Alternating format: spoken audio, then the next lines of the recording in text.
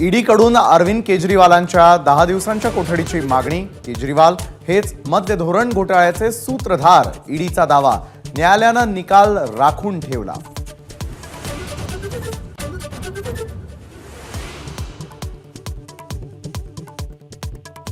आम आदमी पक्षाचे दिल्लीत निदर्शनं। आतिशी यांना घेतलं ताब्यात। नागपूर आणि सोलापूरमध्ये देखील आंदोलनं। सुप्रीम कोर्टातील याचिका केजरीवाल यांनी घेतली मागे।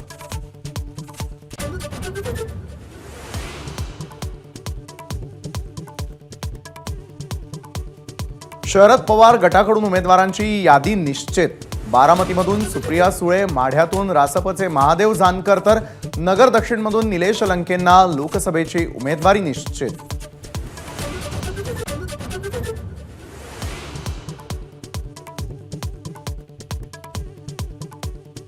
सत्तेसाठी पिसाळलेला उद्धव ठाकरे मोदींना औरंगजेब म्हणतोय। चंद्रशेखर बावनकुळेंकडून उद्धव ठाकरेंचा एकेरी उल्लेख।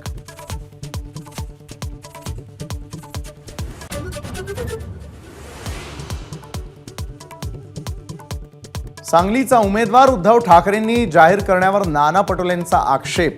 घोषणा प्रॉब्लेमॅटिक असल्याची प्रतिक्रिया। तर सांगलीबाबत दिल्लीमध्ये चर्चा करू, राऊतांची सारवासारव।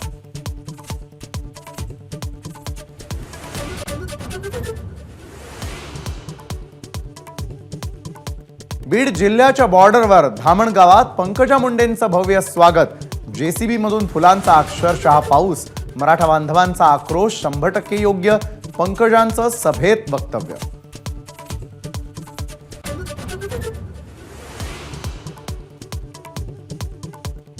अभिनेता गोविंदा आहुजा शिंदे गटामध्ये प्रवेश करणार।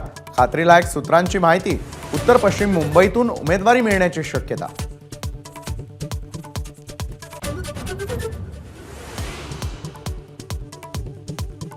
उदयनराजेंना आजही अमित शहांच्या भेटीची वेळ मिळाली नाही।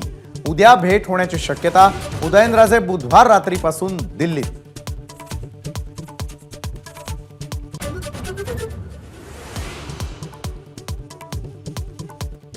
सत्ताधारी पक्षाचे 11 घोटाळे रोहित पवारांच्या हाती। आज 2 घोटाळ्यांची पोलखोल। 9 घोटाळ्यांवर अभ्यास सुरू अशी माहिती।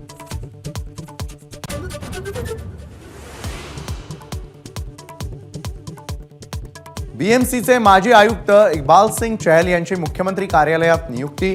चहल यांच्या नियुक्तीवरून आदित्य ठाकरेंची टीका।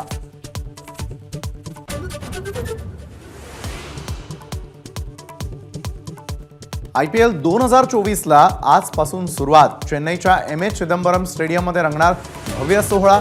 चेन्नई विरुद्ध बेंगळुरू लढतीमध्ये कोण बाजी मारणार याकडे लक्ष।